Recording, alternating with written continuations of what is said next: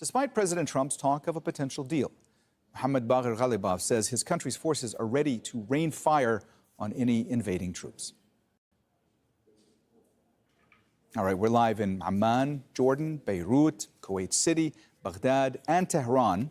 But first, Teresa Bo reports from Washington, D.C. On Sunday, President Donald Trump gave an interview and made some statements to reporters on Air Force One. There he said that the talks with Iran are going well, that there could be a deal soon. He also said that Iran had given the United States a present by allowing 20 vessels to pass through the Strait of Hormuz. But he also said that he did not discard to take or blockade what is known as Kharg Island, which he has referred to in the past as the jewel of the crown, mostly because it is from there that Iran exports around 90% of its oil. And this is happening just as the United States continues to deploy thousands of military forces to the Middle East. It's been confirmed by CENTCOM that the USS Tripoli, carrying around 3,000 sailors and Marines, has already arrived to the Middle East. Also, another unit from California, the Marines Expeditionary Unit, on the way to the Middle East.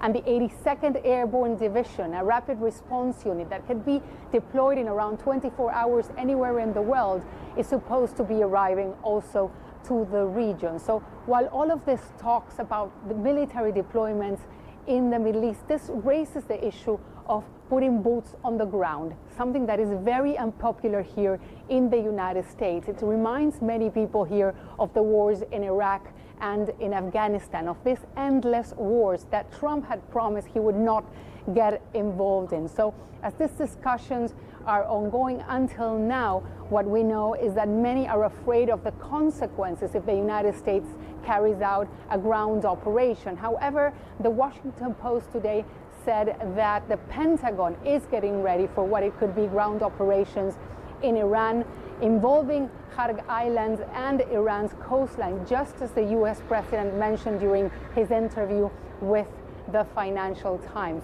So as many here, especially Democrats, are afraid of the consequences of ground operations in Iran, Republicans are saying, and many of them are saying, that a military operations is necessary to finish this war. Teresa Bo, Al Jazeera, Washington. Well, let's take a closer look at that statement from Iran's parliament speaker, accusing the U.S. of preparing for a ground invasion. Posting on X, Mohammad Bagher Ghalibaf said the enemy openly sends messages of negotiation and dialogue while secretly plotting a ground attack, unaware that our men are waiting for the American soldiers to enter on the ground so they can rain fire upon them and punish their regional partners. We are aware of the enemy's weaknesses and clearly see the signs of fear and terror in the enemy's army. Well, let's cross live now to Mohammed Val, who's standing by for us in Tehran. Mohammed, Donald Trump says his preference is to take Iran's oil, and he left the door open to putting troops on Kharg Island. But there's also been this warning from Tehran regarding U.S. boots on the ground. What more are Iranian officials saying about all this? So, Mohammed, Iranian officials seem to have come to the conclusion that whenever the American president talks about imminent peace, that means there is imminent war. War is already waging, but they are expecting an intensification of that war now that he's talking about being close to a deal and that the Iranians are reasonable and that the negotiation is going on. This is their understanding, actually, of the American mentality, particularly under Donald Trump. So that's why they are focusing more on that approach of a possible ground offensive than on what's happening in Islamabad. Most of the comments here are on preparations and that Iran is ready for a ground offensive, because that's what they think is going to happen, actually, instead of a peace deal in a matter of days, as Donald Trump seems to hint. That's why they have Bagher Ghalibaf, the Speaker of the Parliament, wanted to really warn the Americans and remind them that putting boots on the ground means a protracted war, and that's the worst case scenario for President Trump, of course, with the mid-term elections approaching and with the unpopularity of this war already very noticeable, and the Congress has not yet approved it. So all of those factors are the Iranians are very much aware of, very well aware of these factors, and they also are saying that when the American troops invade Iran, that means the Iranians will be on a level ground with the Americans. They have hundreds of thousands of troops. They have hundreds of thousands of Basij paramilitary, and they are prepared to defend their nation, which is going to mean more deaths among American soldiers and less popularity for this war, which is going to make the entire project of this war on Iran very detrimental to the presidency of President Bush and also to the enemies in general.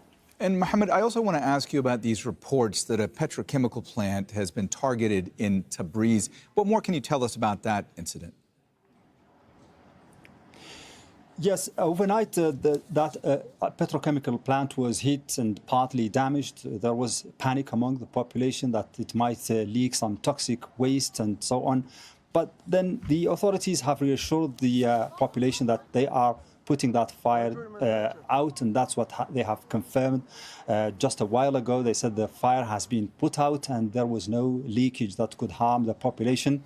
But it is a very dangerous escalation here, considered a very dangerous escalation here in Iran, considering that, just a few days ago, President Trump said there will be no strike on vital energy and energy-related plants in the country. We have seen that happening yesterday when there was a power blackout around Tehran and also Karaj.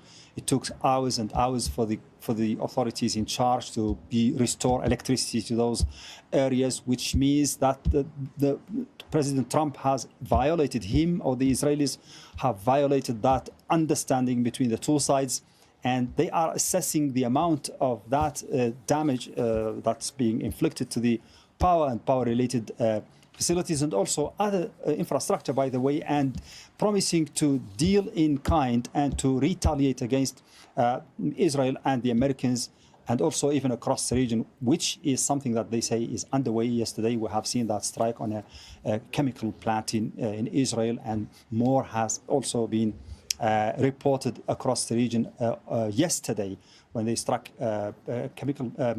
some facilities in Bahrain and also in the United Arab Emirates. So the infrastructure in Iran is something that is considered here a red line. And whenever there is a strike on it, whether it is on energy or whether it is on any other type of infrastructure, the Iranians are threatening to do the same to inside Israel and also across the region. All right, that's Al Jazeera's Mohammed Val live for us in Tehran. Thanks so much, Mohammed. Israel's military says it has intercepted 2 drones launched from Yemen over the southern port city of Eilat. Yemen's Houthis started attacking Israel on Saturday, opening a third front in its war with Iran. Julie Dager explains. After weeks of threats, Yemen's Houthis have entered the war, launching attacks against Israel in support of Iran. The group controls most of northwestern Yemen and the capital Sana'a, and a significant portion of the coastline on the Red Sea, a vital corridor for global trade. The Houthis' involvement comes as Iran is maintaining its effective closure of the Strait of Hormuz, where about 20% of global oil supplies transit. Now the Iran-backed group is threatening military action in the Red Sea. If the waterway is used for, quote, hostile operations by the US and Israel against Iran. The corridor handles roughly 12 to 15% of global trade. The Houthis have proved they're able to strike targets far beyond Yemen. In 2022, they launched missile and drone attacks at Saudi Arabia and the UAE in response to their involvement in Yemen's civil war. One of the targets was Saudi Aramco's fuel storage facility in Jeddah. This is the aftermath of that attack. They also carried out significant attacks in the Red Sea in response to Israel's war on Gaza and in support of Palestinians. The group targeted commercial ships linked to Israel and even hijacked at least one vessel. The fear now is that if the Houthis make good on their threats, it could further disrupt the global economy and worsen the conflict. Well, let's speak now to Rob McBride. He's following developments in Israel from the Jordanian capital, Amman. Rob, good to see you. As we mentioned a minute ago, Israel's military says it intercepted 2 drones launched from Yemen over the port city of Eilat. What more do we know about that? Yeah, this interception took place in the very early hours of Monday morning here, local time. The authorities say they detected these two drones over that strategically important port city of Eilat down in the south. They say they took the drones down and then soon after ascertained and claimed that they had come from Yemen. Now, ever since the Houthis have entered this conflict a couple of days ago, an event that was marked not only by the launch of a ballistic missile, but very soon after another drone similar to this one over the city of Eilat.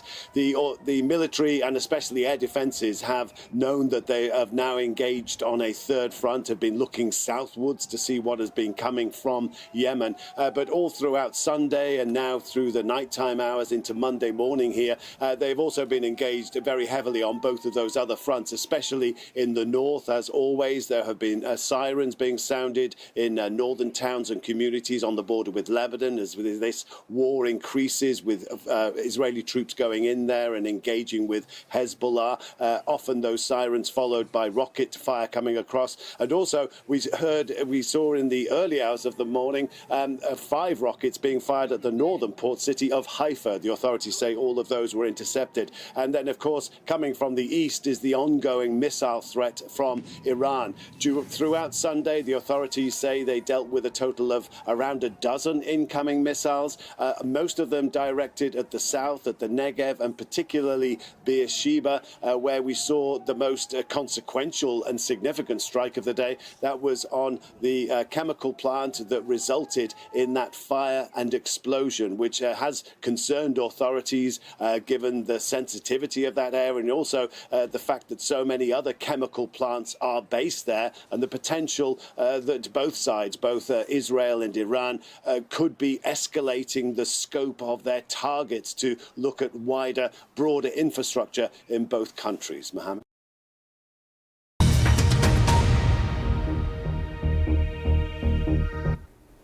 Hello, I'm Geeta Gurumuthy. It is day 30 of the US-Israel war with Iran, and over the next 10 or so minutes we'll bring you our daily briefing with the key updates on the conflict.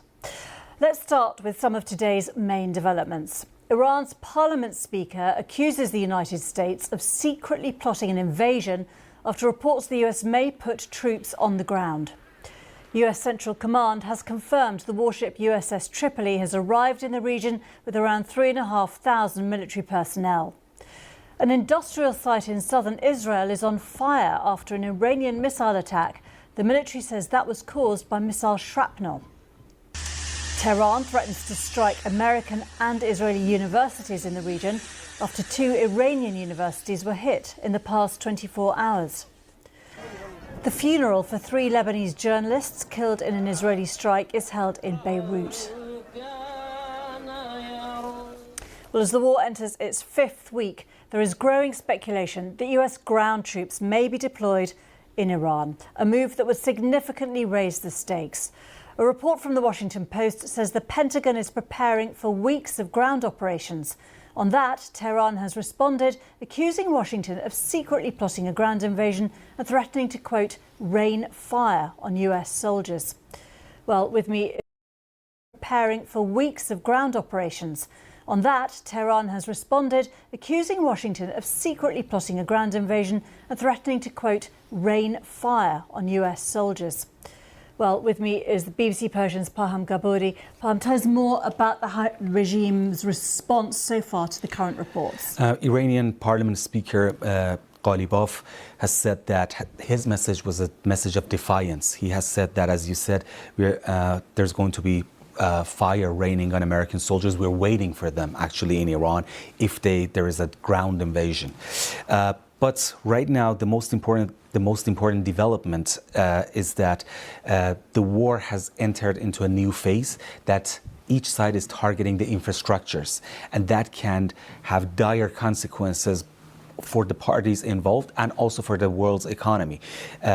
Iranian universities have been hit. Iranian steel companies, one of them, Fulad Mobarakeh, is the biggest one in the Middle East, has been struck. After that, Iran started striking aluminium productions in UAE and in Bahrain.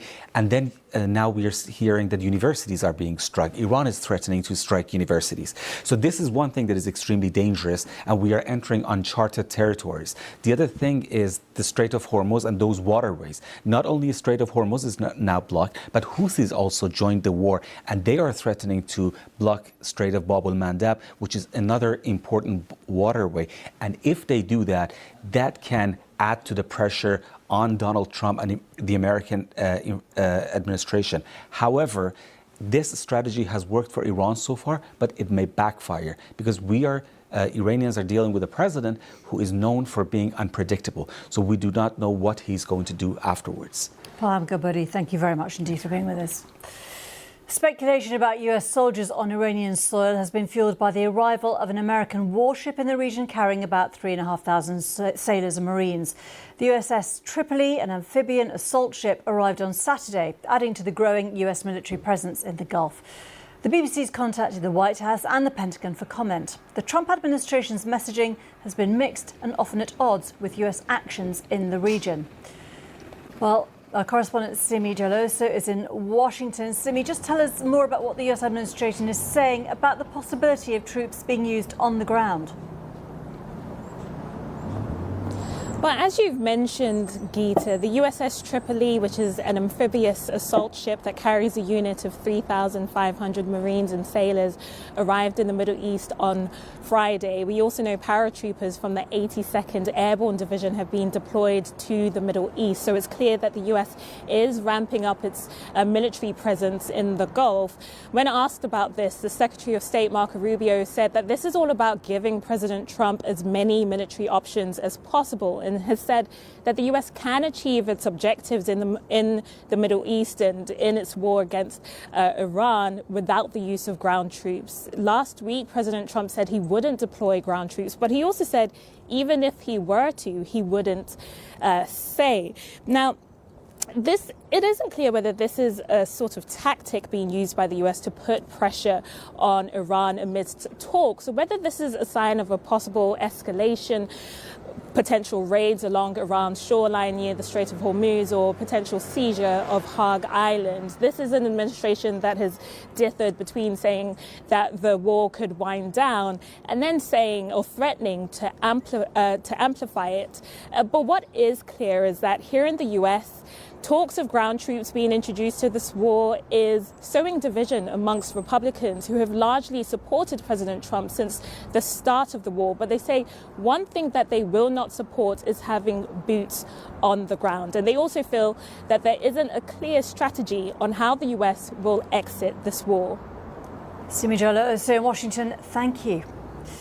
Let's focus on the impact the war is having across the Middle East region. Universities are among the latest targets in this conflict, as 2 Iranian universities have been struck by US-Israeli airstrikes in the past 24 hours, including Tehran's University of Science and Technology.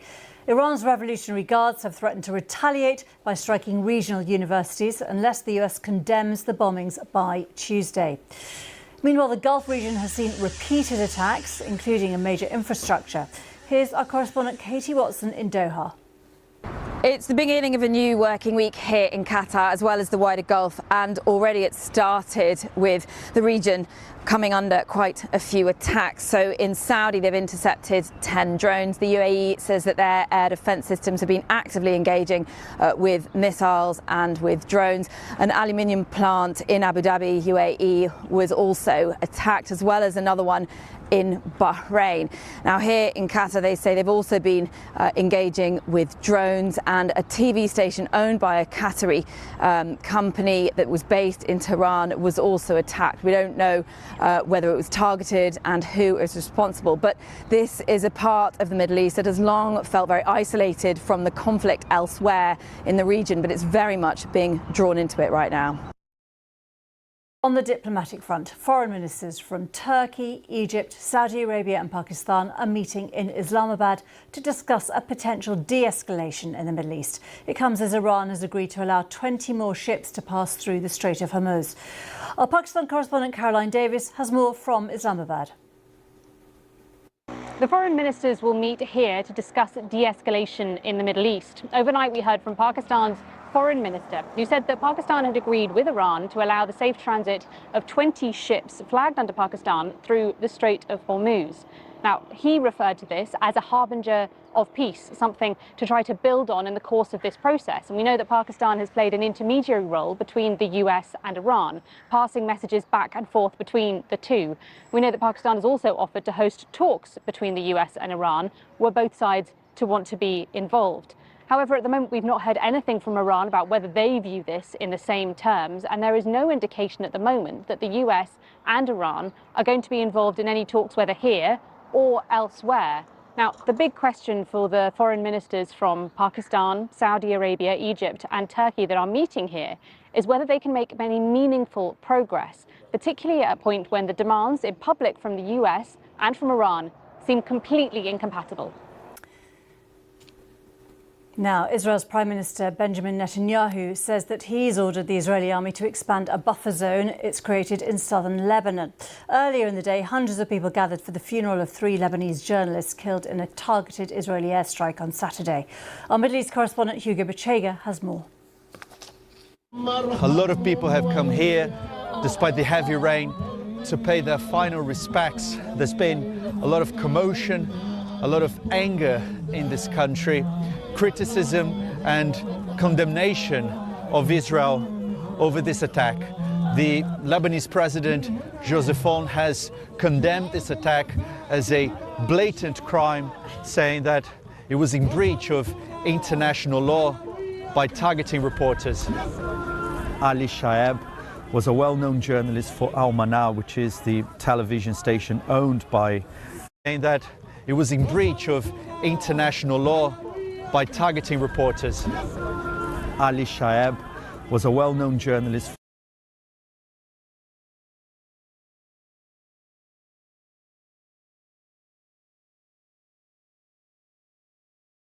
for Al Mana, which is the television station owned by Hezbollah.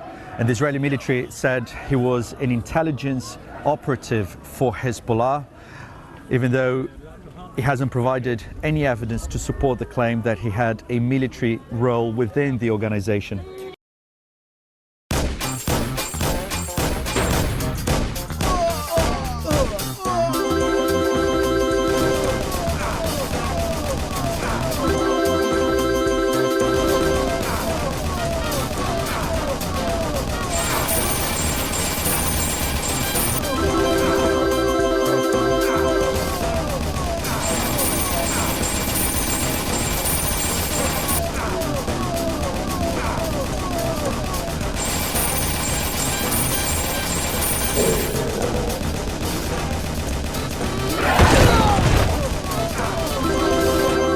It was my opinion that they were going to attack first. They were going to attack if we didn't do it.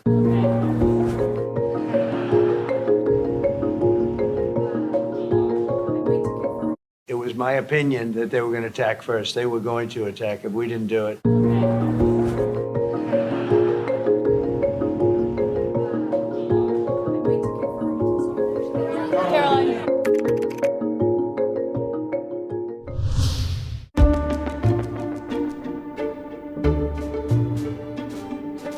First, we're destroying Iran's missile capabilities. Second, we're annihilating their navy. Third, we're ensuring that the world's #1 sponsor of terror can never obtain a nuclear weapon.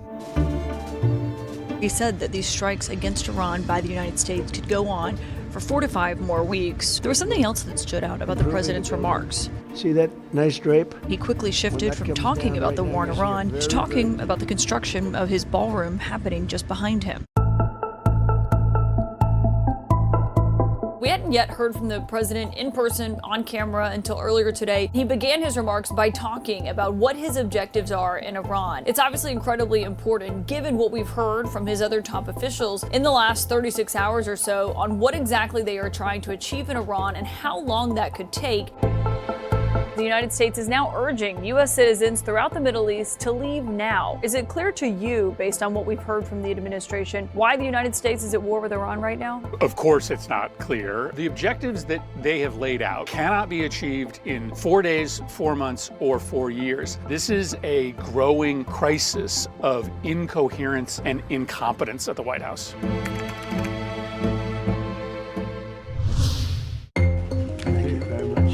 Why wasn't there an evacuation plan? Well, because it happened all very quickly. I wonder what you think stranded Americans make of that answer. Americans are paying the cost for this already. First and foremost, of course, the service members, some of whom have already given their lives in this conflict. Only now are they thinking about how to evacuate the Americans who are in harm's way. It just makes absolutely no sense.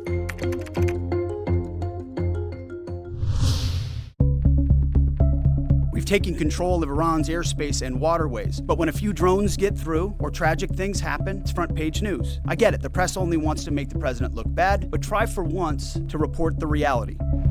Operation Epic Fury has been a resounding success. Given what Secretary Hegseth said this morning, is it the position of this administration that the press should not prominently cover the deaths of U.S. service members? No, it's the position of this administration that the press in this room and the press across the country should accurately report on the success of Operation Epic Fury and the damage it is doing to the rogue Iranian regime. Secretary Hegseth was complaining that it was front page news about these 6 service members who were killed. That's not what the secretary said, Caitlin, and that's not what the secretary meant, and you know it. As you know, we cover the deaths of U.S. service members under every president. The press does only want to make the president look bad. The president of the United States will be attending their dignified transfer. We're going to cover that dignified transfer. That's not making the president look bad. That's showcasing that. As we did in his first term. We expect you to cover that as you should. We expect you to cover that as you should, Caitlin. The reason this is covered is obviously because these are troops who are making the greatest sacrifice that anyone can make, and also a costly reminder of why there is such extensive coverage over what's happening right now. Tonight, the Pentagon tells us the bombing campaign in Iran is intensifying. What would you say to Americans who are watching this tonight and are worried about how this is expanding and how long this could go on for? I understand the concern the American people have. We literally have been at war for 47 years. Now we're taking the fight directly to the Iranian regime. I want to commend President Donald Trump for having the guts to pull the trigger on this.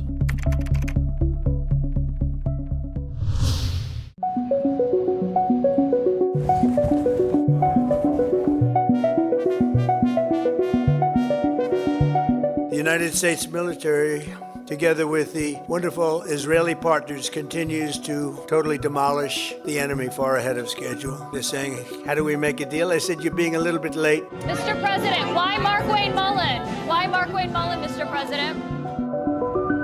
Don't believe he'll stay at DHS. What led to the firing? This is obviously monumental because she is the first cabinet member of President Trump's second term to be ousted. I've covered Trump for 10 years now. He does not like when people use money that is related to him to try to further their own image, or when they try to eclipse the president or make themselves too important. And clearly that is what ultimately happened here today and led to Kristi Noem's ouster as the DHS secretary.